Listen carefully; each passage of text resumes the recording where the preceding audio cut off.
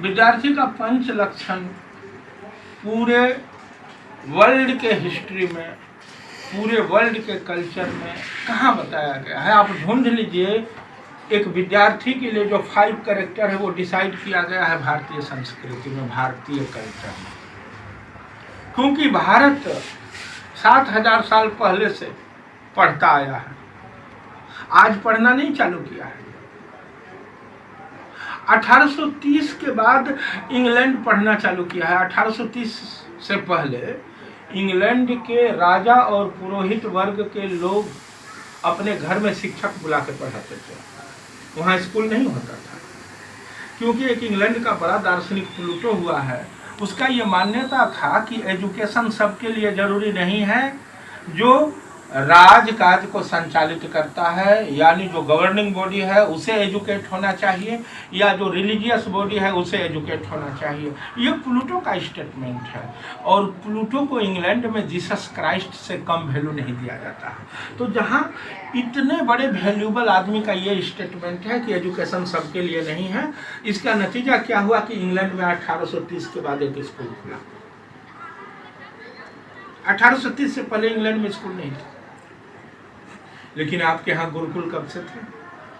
राम के युग में थे, कृष्ण के युग में थे। आप उल्टा करके देख लीजिए, और इसका प्रमाण मिलता है। मैं हवा में बात नहीं कर रहा हूं। तो आपके यहाँ एजुकेशन पे सबसे ज्यादा काम हुआ है। और इसका एक और प्रमाण है कि आपके यहाँ नालंदा था, विक्रमशिला था, तक्षशिला था। तो आप जो है विद्वानों के वंशज हैं, आप महर्षियों के वंशज हैं। तो आपको पता होना चाहिए कि उस महर्षि के वंशज है तो क्यों हमारे एंशिएंट बुकों में क्या कहा गया है विद्यार्थी के बारे में? कोई बता सकते हैं? विद्यार्थी के पंच लक्षण का जो एक्सप्लेनेशन है वो क्या है? बहुत सुंदर। बकोध्यानम, काल निंद्रा नहीं, काग चेष्टा बकोध्यानम, अल्प स्वान निंद्रा, अल्पहारी, गृह त्यागी इति विद्यार्थी पंच लक्षण। यानी काग चेष्टा आप देखते हैं कौवा कैसे रोटी झपटने के लिए हमेशा कोशिश करता है, किचन का खिड़की खुला नहीं और आपकी मम्मी हटी नहीं कि खिड़की से घुस करके रोटी लेकर उड़ जाता है। देखे ना कौवा? तो स्टूडेंट को भी एक कौवा के जैसा चेष्टा करना चाहिए कि मैं इस क्लास में बैठा हूँ, मेरे टीचर अभी नहीं आए हैं, तब तक बगल वाले क्लास में कोई टीचर इंग्लिश पढ़ा रहे हैं तो क्या पढ़ा रहे हैं ध्यान देना। यह है काग चेष्टा। ठीक है? कभी अचानक हम रील देख रहे हैं यूट्यूब पे, तब तक किसी अच्छे टीचर का कोई वीडियो दिख गया, हम उसी को ध्यान से देखने लगे। यानी हर वक्त नॉलेज के चक्कर में रहना। हम कैसे अपने नॉलेज को अलग अलग सब्जेक्ट में बढ़ाएं, यह है कार्य चेष्टा। दूसरा है बकोध्यानम। हेलो, बकोध्यानम का मतलब क्या होता है? बगुले के जैसा ध्यान। बगुला देखे हैं ना, वो पानी में हमेशा ऐसे किए रहता है, जैसे उसके सामने से मछली आती है टप से पकड़ लेता है, उसका निशाना चुकता नहीं है, ध्यान से मछली को पकड़ लेता है, दौड़ती हुई मछली को कैच कर लेता है। क्यों? उसमें बकोध्यान। यानी आपको क्लास में कंसंट्रेट रहना है। हो गया बकोध्यानम। उसके बाद क्या है? अल्पहारी, हमेशा भोजन हल्का करें। गृह त्यागी, आजकल ये सिस्टम खत्म है। आजकल तो गार्जियन इतने ज्यादा इगोस्टिक हो चुके हैं कि वो कहते हैं हम अपने बेटा को होम ट्यूशन पढ़ाएंगे, शहर का सबसे महंगा टीचर कौन है तो ये, हम उसको घर पे बुलाएंगे। उस घमंडी को ये पता नहीं है कि जो रियल टीचर है ना वो घर पे नहीं जाता है, वो घर पे बुलाते हैं अपना ईगो सेटिस्फाइड करने के लिए। जबकि आप देख लीजिए एंशिएंट इंडिया के विद्यार्थी 5 साल के उम्र में घर से निकल करके गुरुकुल जाते थे। गुरुकुल में ही रहना, गुरुकुल में खाना, गुरुकुल में पढ़ना, अपने उम्र के 24 तक वो वहीं लगातार बने रहते थे। घर में बहुत बड़ा ओकेजन हो या कोई घटना घट जाए तो भी नहीं आते थे। हाँ, अगर माँ पिताजी का कुछ हो गया तब वो आते थे। वहां से जब 24 साल के बाद वो विद्वान बन करके निकलते थे, या एक महान योद्धा बन के निकलते थे, या एक महान व्यवसायी बन के निकलते थे, या एक महान भक्त बन के निकलते थे। जो महान विद्वान बन के निकलता था वो कहलाता था ब्राह्मण, जो महान योद्धा बन के निकलता था वो कहलाता था क्षत्रिय, और जो महान बिजनेसमैन व्यवसायी बन के निकलता था वो वैश्य, और जो महान भक्त बन के निकलता था वो कहलाता था हरिजन। हरिजन मतलब तो गृह इत्यादि समझ गए ना। अब क्या था भाई? अल्पहारी गृह इत्यादि, स्वान निंदा, कुत्ते के जैसा निंद हो, आपका नींद हल्का हो। अब आपने प्लान बनाया है कि 3 बजे भोर में उठ करके हमको ये सब्जेक्ट पढ़ना है और आपका नींदे नहीं खुले। अब आप कहेंगे कि ये सब कैरेक्टर तो आज के स्टूडेंट में नहीं है, लेकिन यही कैरेक्टर आप देखिए एंशिएंट टाइम के स्टूडेंट में था।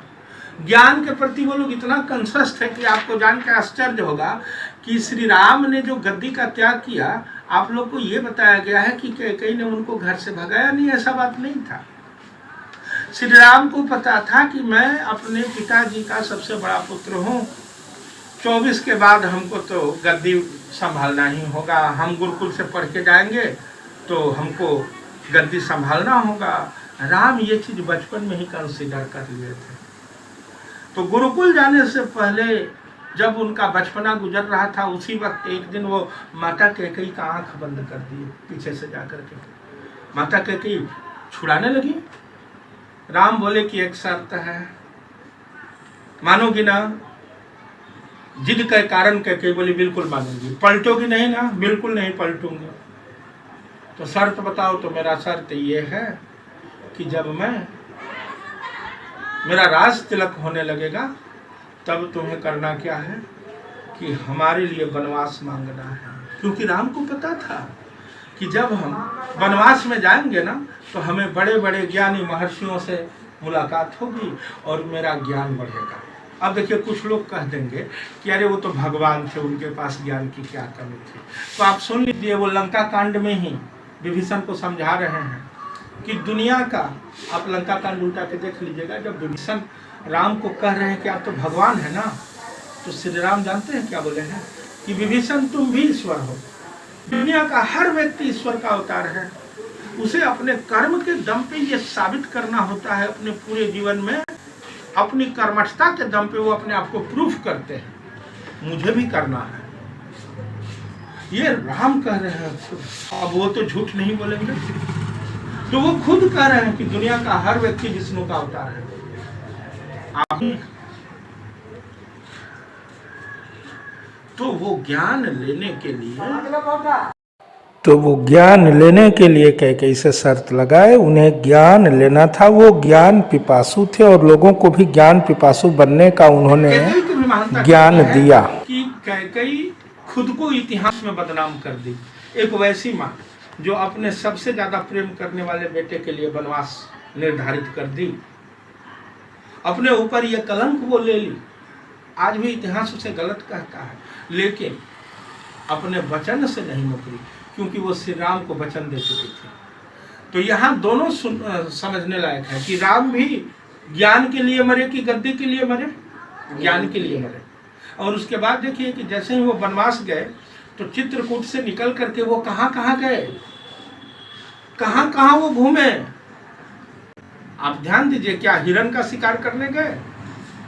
ये स्वर्ण मृगा वाला जो चीज है ना, ये बड़ा हाइपोथेटिकल नहीं है, इस पर मैं कभी बाद में बात करूंगा। तो वो ज्ञान के लिए गद्दी को छोड़े, यानी राजा बनाने के बाद भी, राजा किस उम्र में बने? अपने उम्र के 40 में राजा बने। यानी वो ये बता रहे हैं कि अगर आपको लीडर बनना है ना तो आपका एक मैच्योर एज होना चाहिए। बचपन में ही 25-24 की उम्र में मत बन जाइए लीडर। 40 की उम्र में राजा बने थे, सोचिए जरा, जबकि उन्हें 24 की उम्र में बनाया जा रहा था। ये बात महर्षि कंबन के रामायण में वर्णित है, जो साउथ इंडिया के तुलसीदास से पहले के कवि हैं।